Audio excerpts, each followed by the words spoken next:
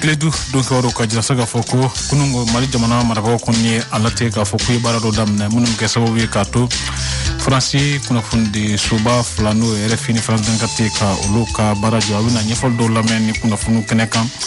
bara tablo bara jide kan anka mo bismillah def nanye chambre de commerce et d'industrie du Mali nyamko bayi Youssouf Bachili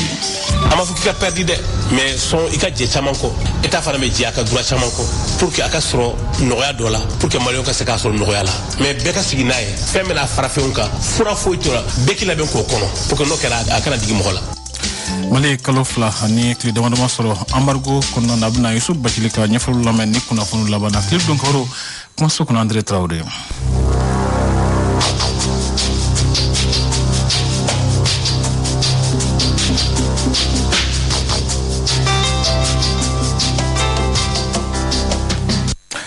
Lemana ko funinga kunyondo ka dungudo timna jakoso kunungo male jamana marabago yi alatge ka foko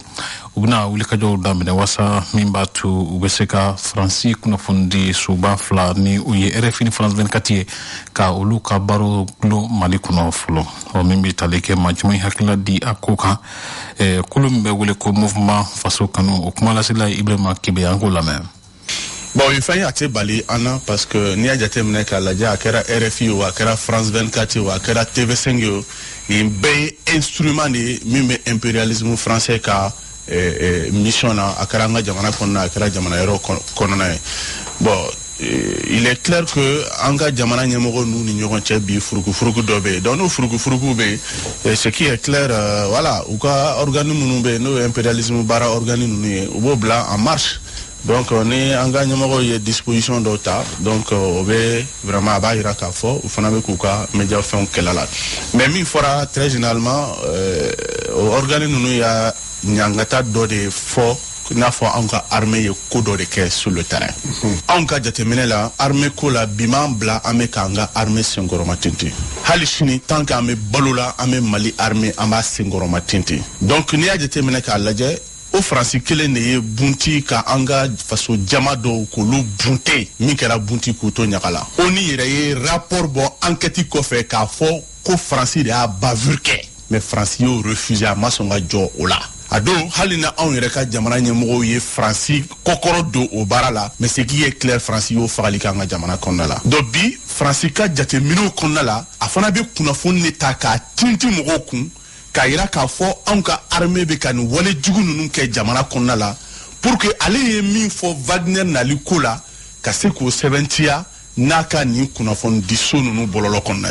boni jamana nyamgo ya o famia Franci ye min ke kunu ka refuser no lu fana refuser bi akila baby jo fe ga kele konna la mais armée kan ka soutenu kele mana boyo yoro ka nyishi anga armée la hal ni kuma chejugu mana bo yoro ka nyeshi mali armée ma je dis bien mali armée ma amanka so amanka jenay abada mali armée kan ka kokoro do orila Polito mi be wule ko Union pour la sauvegarde de la République USR o nyam ko bayi num to yale fana hakila da ko kan kala me ni jamana bina ka sero dola a nyin lembi jamana den sobe be jele fe be kale ki ka jamana bo iya ye wulu fe ngata fen fitini bike Charlie kerangata bede farla nyonga kafo hal ni anka chukorba mimbi la harabi ngata no utara unno fe kafa kale Charlie ka soro ngata Mohamed kele de tundu no kanka donc no tarangata ka buflaw do ngata kale Charlie alla billah harafan fe bi tanga e gele ami sama ngata yayo do français ngata be farla nyonga chukom pour ka saka gele en kele chukomi ni fenkera ulangata hale anyuko ambassadeur ge akara chuko ngata donc ka presse internationale ou ka presse ou ka homme politique befra la nyonka comme un seul homme pour sauver la République mais on fait nakara nyabe do dabara muna folo kono ko atofa ka ke chuko mai ni mi ya nembo dro nenga ngati ke ngata ne kwingile kama jamana kodu parce que jamana ti ni do hakla ko tlonga de kanga ke jamana la harani trabi ni ka fenkile mina ye muki ka jamana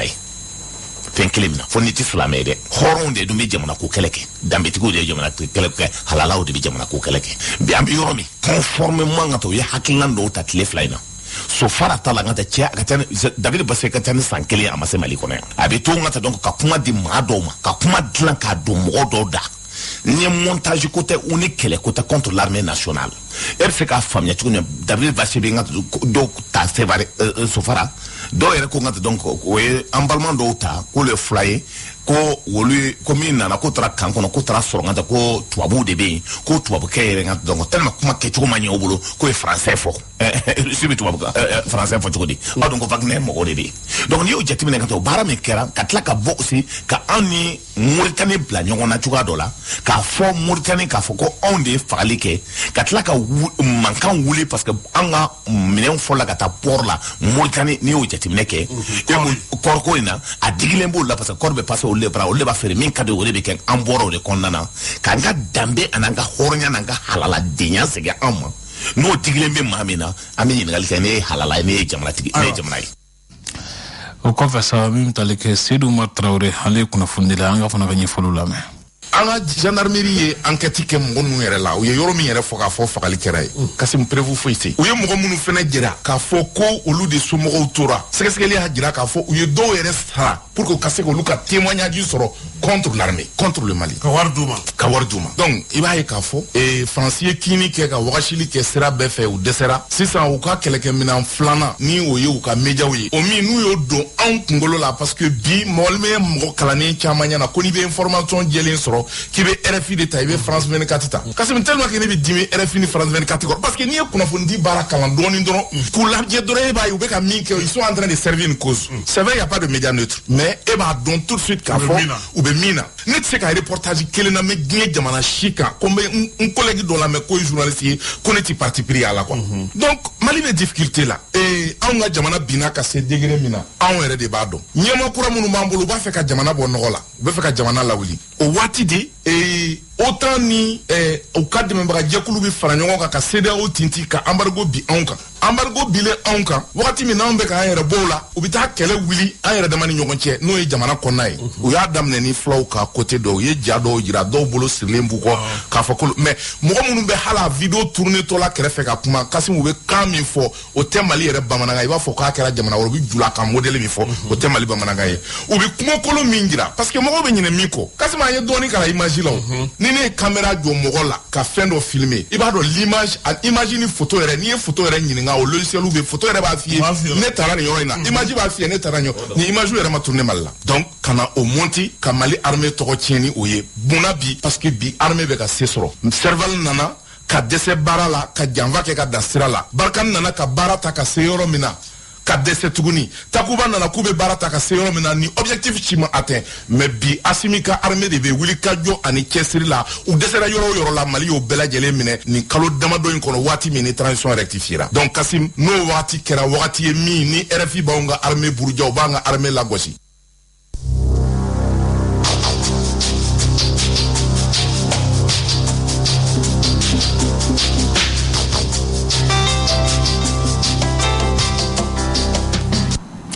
o professeur Bamako Meribaye o ka tonski bamolo ko session ordinaire ko tako folo ke samba fla ani mokani flying kono o Meriba no ya ma sangare ale mi fa ko kan na sama ki ankula me anga bilaje akunye ka laje musaka munu ni kafo lu kafo ka kenyon ka salon afora akake tumna akira tenwa gilya jmen dolala nyeta jmen sorala ulu lebe franyon ka san kalo saba folo sankura ka laje nasro anyena ni gilya donala wala sa sankura en konala film nulu donala u ka seka wala ni nyeta mun sorala do seka frawan to aywa sankura temene ni o baro belaje mina kebi ayre jate est-ce que n'y a pas sur la baronne bon justement amna o de laje sisan amna o de fese ka laje ka don mais be kon va donc ka fo ku salon gele buyana ka da ku chama kan bananju ba no fe ka fara anga kele mun kera ni gele chama de dona jamana kono donc ni gele dona jamana kono yoro folo mba gele soro jagoya o nyemo ko sudi donc buma ko de nyemo ko sudi donc gele mun anka amna laje de do sika bula tukuri am sika tanya tukuri am sika baraka tukuri amna de fo nyon sisa donc no réunion ma ba anta sika fo na so akan na mai surtout que na beke medere bu bokina ma o mun be o luri va laje ka jalate sam kuram na damne o were nyebe baro la tuko bon am kun ba ni ala fe ni am baro kan no ga ti mesalon taka amburi ɲini an b'a ɲini aw mun ye laselikɛlaw ye a fana k'an dɛmɛ dugawu ye a k'an dɛmɛ ni sensibilisation ye a k'an dɛmɛ ni information ye walasa mɔgɔw k'a dɔn k'a fɔ bɛɛ de kan k'i bolo di ɲɔgɔn ma walasa baara ka se ka kɛ ni bɛɛ m'i bolo di ɲɔgɔn ma baara bɛ gɛlɛya. O kɔfɛ sa cakɛda min bɛ wele ko Hydromed olu kɔni ye subahana machine dɔw di système d'alerte précoce mɔgɔw ma walasa min b'a to u bɛ se ka u ka mako dɔw ɲɛnabɔ cogo min na o hukumu kɔnɔna na ɲininkali kɛra ɲɛmɔgɔ dɔw la Etienne Ɲare fɛ an k'olu lamɛn. Donc aba do anga jamana ye kasara jamana de sanji ko fiɲɛ ko jako o gɛlɛyaw ba an kan wagati bɛɛ dumuni ko gɛlɛyaw lakana ni baarakɛyɔrɔ in système d'alerte précoce ale bɛ fɛn caman de kɛ jamana in ye o tɔgɔ la donc o bɛ ɲininiw kɛ o bɛ ladigiliw kɛ ka fɛn dɔw yira jamana mɔgɔ tɔw la service wɛrɛw la ministère wɛrɛw la mun de bɛ yen nɔ mun de bɛ na kɛ est ce que jakɔngɔ bɛ na kɛ wa est ce que ji bɛ na tiɲɛni kɛ wa est ce que bangaw bɛ dumuni sɔrɔ o tɛ dumuni sɔrɔ u ka o baara in kɔnɔna la u mago bɛ minɛn dɔw la donc o minɛn ninnu masinimafɛnw de don donc a b'u ka baaraw tɔ nɔgɔya u bɛ ka baara in kɛ depuis san caman mais masinimafɛn ninnu bɛna nɔgɔyaba kɛ u ka o baara ninnu na fɛn fɛn olu bɛ cahier de papier ta ka kɛ sisan u bɛna kɛ ni masinw de ye baara bɛ teliya a bɛ nɔgɔya an mago bɛ ɲinini minnu fana la o fana caman bɛ nɔgɔya ni minɛn ninnu sɔrɔlen na an ye mun don ni musaka la a bɛ taa a ka ca 500,000 ye parce que minɛn caman de don téléphone b'a la tablette b'a la ordinateur b'a la fɛn caman de b'a la mun bɛ se k'u dɛmɛ ni baara in kɔnɔ donc 500,000 ni kunkanfɛn o de donna ni dépense in da fɛ. mais Hydromed yɛrɛ baarakɛlaw fo olu min ye nin ŋaniya in ta ka ɲɛsin anw ma puisque an ka baara ye ɲinini de ye an bɛ ɲinini kɛ ɲinini in kɔnɔna na an bɛ taa terrain de kan baarakɛminɛnw b'an permettre k'o baara kɛ o de ye matériel informatique ye o de dilen filɛ anw ma nin ye sɔgɔmada in na donc u bɛna dɔ de fara an ka yanga kan u bɛna dɔ de fara an ka baara kan b'an permettre an bɛ laɲini min na u ka se ka an ka se k'o laɲini sɔrɔ ni ala sɔnna ma matériel ninnu m'a fɔ ala ɲina ma m'a fɔ n baarakɛɲɔgɔnw fana ɲina ma matériel n'ala sɔnna ma a dira kun min kama a bɛ k'o ye n'ala sɔnna ma. min bɛ tali kɛ Hydromed ɲɛmɔgɔba colonel Cheikh Fantamadi Kone ale ni Musa Goita olu ka ɲɛfɔliw tɛ nin ye SAPO coordinateur ye ale ye o kɔfɛ sa wulikajɔ dɔw bɛ sen na ka ɲɛsin sifinw ma minnu bɛ togodaw la walasa min b'a to u ka nafansɔrɔ siraw ni bɔnɔgɔla fɛɛrɛw bɛ se ka sabati cogo min na Mamadu Sisoko ale y'a ko ɲɛmɔgɔ a min fɔ an ko lamɛn. An nisɔndiyara ni nin kibaruya in sɔrɔli ani lancement in kɛli i b'a jira k'a fɔ jamana dɛmɛbaa jɛkulu olu hakili bɛ togodala denmisɛnninw na u hakili bɛ jamana fana hakili b'a ka sɛnɛkɛla denmisɛnninw na o kibaruya sɔrɔli o bɛna nisɔndiya kibaruya sɔrɔli nisɔndiya kɔfɛ an bɛ fɛn dɔw jateminɛ caman bɛ i b'a sɔrɔ u bɛ denmisɛnninw tɔgɔ fɔ a la u ye denmisɛnninw de kɛ ka baaraw dilan mɛ n'a sera waleya yɔrɔ ma terrain kan a caman bɛ a daminɛna ni mɔgɔ minnu ye ou bien mɔgɔ minnu tɔgɔ b'a la i bɛ taa ye olu yɛrɛ tɛ ko wɛrɛw bɛ bɔ a kɔnɔna na bi ta an ye o tigɛnkan ni o danganiya sɔrɔ k'a fɔ ko a tɛna kɛ o kɛcogo la denmisɛn minnu don kɛrɛnkɛrɛnnenya la togodala denmisɛnninw nin y'o niyɔrɔ foro de ye a bɛna waleya o tɔgɔ la u yɛrɛ bɛ don a waleya kɛtɔgɔ la cɛ ni muso don o tɛmɛnen kɔ ka bɔ yen sɛnɛ de don bakuruba fɔ la o la métier o métier bɛ agriculture kɔnɔna na sɛnɛ kɔnɔna na o b'a la bayɛlɛmani b'a la sɛnɛkɛjɛ b'a la baganmara b'a la mɔni b'a la hali unité fitininw industrialisation kama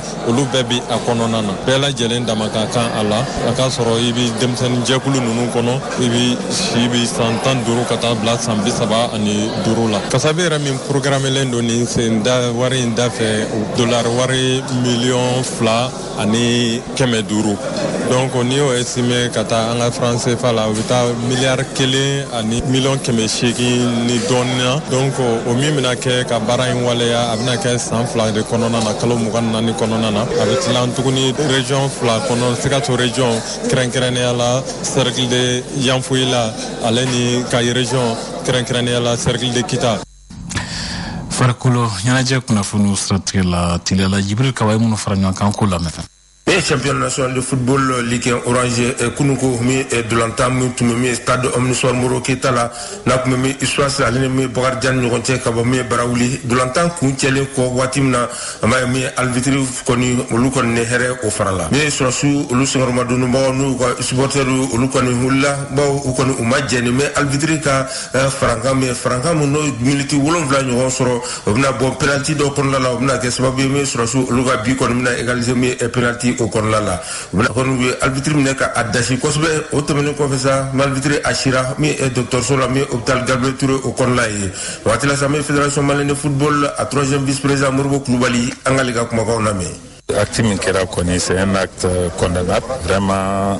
à Magna Alidoni, parce que en plus 4e arbitre de dos qui n'a rien à voir avec le match. Donc je pense que vraiment c'est un acte qu'il faut condamner avec la dernière rigueur. D'autant que hier l'arbitre est vraiment état minasisa, vraiment c'est un baloche. Donc on a la délibi à la arbitre nous m'envoie la follow. Mais je pense que Minkera n'est un tel ballon tanto et vraiment nous la condamnons avec la plus grande rigueur. Mais docteur nous tout nommé Amadou Lamine Fofana Guardian docteur angale fneka kuma kon ululame poisson arafsa parce que sobu sera kumulula et ça de la directement sera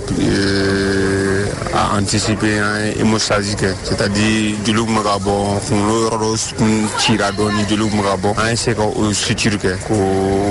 du lido a commencé à gagner la mine parce qu'il avait un peu perdu du temps à faire avec la boulgana urgence de la Gabriel Touré quand on a pu avoir fait les premiers soins au SAD Nana Gabriel Touré on a déjà la urgence bloquant. Ils ont demandé de faire le scanner. Heureusement, le scanner est revenu normal. Watu korla sa mi alvitrim kornali e joguna kosbeno Mamadou e jakite ali koni awe docteur yala blami somadena habibina abaka sunu watu korla la amedo kala kan no kae.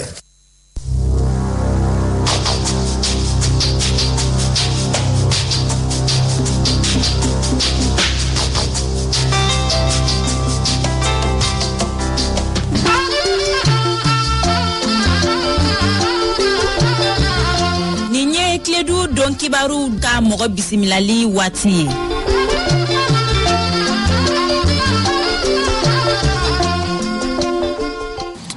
Youssouf Bachili ale chambre de commerce du Mali nyamako bay ayini ngani mikala kalofla ko fe Mali bala ka seka yerebo embargo kono chugudi angalame Iba kalama depuis le 9 janvier communauté économique de l'Afrique de l'Ouest la CEDEAO ni IMO Union économique monétaire ouest africaine lu jikul fla Mali bula oui la jere doke ka nyangiti dota ka nyasi malima bafuma embargo donc économique et financière et commerciale mais munye commercial ye oui frontière ou datugu anga mina dola ou bafo produit moko produit première nécessité ou produit nunu oui afoko ulu sentala na bora ulu la oui produit to bekala misali la fe umedun oui ulu boala bon ba soro delna kola Mali mina kemo biul vebe teme Dakar fe Mugame teme Abidjan fe a tobe teme Nouakchott ni Guinée ni Tema ani Lomé ani Cotonou mo chama ka mina kuntara no yoro la ka ban kila folo de oyi mina ko Sénégal al sabe chama ani Côte d'Ivoire gila do oyi sur la ka uboy no ka blakata jamana werla a gelera mais anu ye bara chama ke benkana oyi chama blakana al muntu mangana o kuma iche oyi chama blakana mais ni abisidu falena ibe gelea sur barala ni kalo flen kono gelea do kera kono mais an kuma yini ka foko gelea ko be kecho ma marketing kada wulka jomu bla la sena chambre de commerce ana abarake ñoxon conseil de chargé ni conseil de transport routier ani département nu be ka fa nga forñonka pour que fen kana ande la ka fo no ni ala sono ko fente manqué fema manqué fana afika ka gelea de sino fema manqué yanno ka fo ni fenti soro sugula tuguni o ayo ke ote ala barka la suguro bien nono bien tulu bien farni bien pour tout be sene afin ñoni kabani sa ñoni keningé fa no luto be sene afin afika ke no do la do gelera mais akunana ana tawo ta gelera ala barka la akano afin ka temene jamana chamon bankere bo ulu ka jow ya fa choko nga partenaire anyu chang approcher ka fo ko no ya kanyi ulu do amase aka fo kenema nunu produit ko fe gelabe simon kola o yoro fly sima mbedla afia ate bolike ate ka dilan ina fo atume dilan chuka mena ani mu be kana fana ate kana ina fo akanga na chuka mina parce que sima mbala sima mangana mais malgré tout ça là ya fi chuka me anye fere otige ulu chama be kana podi chama be no mu ma kana be kana mais lu détail là anya ke chukudi amanka anga do la ka fo kamba nya fo gela kun bala mais anata ota moyen de sera ka surala be ka kuma minan ko fan fede embargo financier ni ulu ni état che ne tenda dolo e ministère de l'économie et des finances ka koy ulu de be se ko ulu jabulu di al ne bakalama o tinne ka baray ne se ka mu fo o jago seray o ni koro wajira ka fo abuka sinsin kusube la ginesira ni murtani sira de kama do be ka bo la ginesira do be ka bo murtani sira comme nya fi ci ko mena gelew nunu munyo ulu geleya doni embargo keto ka ke o ya soro mino sera Dakar ka ban umuntu ngana de ulu chamali orienter kata Mauritanie kata Lagine ani mino kuro fen kanga na nya fulu ku ka orienter kata ulu dugula mais mun sera Abidjan ka ban ani mun sera Dakar ka ban gele ko me ulu dila ulu bi seka si en fait chugudi anyo fere de tige ngi manga chaman nana odla douane ka reseti ama santi kosobe aw ka waru latimani la dun jaw kala ka waru latimani kata sanike ko fe yala gele to lawa ka waru ka transfert ke kata ko fe adamina o ya fanye ka fo ko utepa nasro ibe waru mun bla kata ko fe na kanga mina musa nasro pour les premiers ministres du na fora ko mina muntu yamare no kadu ni bi kata ulusa utuba mais ni bi kata mina wera sa muntu uluyi ukumu ba odla ibe ka famia bon o yo damine waru bi kata mais ko fe réticence nana kala parce qu'il ba do kalama anga jagola sanga feri la jien kono keme o keme ambe bi woro ke ani sira o chefolo bi nan de ke ani jamana to che bibi la minan fen fen tume bo ko fe a chama utuguna no sigi ko jidanu na donc iba soro suguru ati de la Sénégal mais suguru fe lobe Sénégal usigilembe Sénégal usigilembe Abidjan usigilembe Mauritanie usigilembe Yorodola minan to mbe chama bete malo bete tulu bete nono bete ati gina fo ko ibu bo amta fo Hollande ado be kele mamancha donc waru be kata me gele bala doni ado warchilila me abakata me gele kun bala fana ci parce que fika a fese kayira ka fo wal be kata ke ka fe musa akanga ke mina mu yamalo la kadu o amuna jawkala nyimo yi mais alaka angishi ni do for watu re farla ambaru ngadu obna seka tanya ka maldu makunya bon anga sagoye de ambaru ka wulka boy anga sagole ambaru ka wulka boy eta ere sagole ambaru ka wulka boy gelaw be gelala nya santa me gelya kono 2020 covid-19 nana 2020 événement munu kera amargo kera na siya joli na make jamana barka bala mo ba ko jolendo eta ka effort ke commerçant fra ka effort ke bitu mazura ya gela do soro malgré ni gela be no aw nga fenga no ni betaye yoro o effort badi eta be fula commerçant fra be fula mais ni embargo continue a kagele anga la de libé nga sura la jona aka wuli ka boy adaka di ona adaka di bela adaka di jamana de ona parce que front chama bi anga ni boy folo pour faire face aux autres fronts donc amargo ka wuli o re kadani e ka kuma kunje kuma jumai ka anyini maleo be fe ambe gere akono fem se ka to ni gele ka boy ka tege di nyoma ika hake mu yuko yukotoy ini mu ka yuko yukotoy ka jamana ka